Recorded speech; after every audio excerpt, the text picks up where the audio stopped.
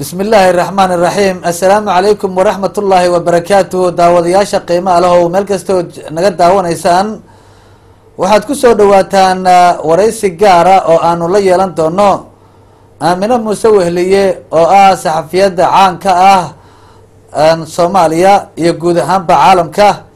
Aamina Muuse Wehliye waa saxafiyad ka tirsan idaacadda BBC-da laakiin mihnadan hadda ay wado oo ah ololaha hangasha uu ka duwan yahay mihnadaas idaacadda BBC-da ee shaqadeeda.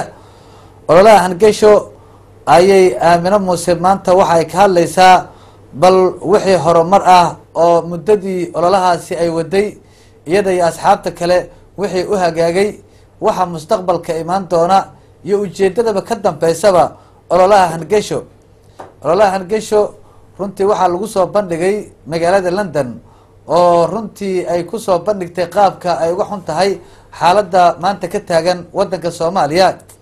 intiina badan Aamino dhagaha ayaad ka maqli jirteen oo runtii idaacadaas ayaad ka dhageysan jirteen laakiin maanta intii aan aqoonin balse codkeeda taqaanay bal Aamino ha arkaan maaragtay dad badanna way isweydiin doonaan. marka Aamina Muuse Wehliye su-aasha ugu horeysay aan ku weydiinaya waxay tahay horta bal marka hore waxaad kusoo dhawaataa telefishinka Somali Channel xaruntiisa magaalada London.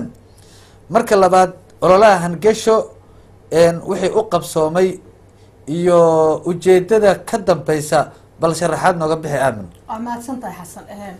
ololaha hangasha horta wuxuu jiraa 30 maalmood oo gaw ah waqtiga lagu dhawaaqay wuxuu ahaa 1 bishan Agoosto ahaa 30 maalmood jiro macnaha hal bil waaye.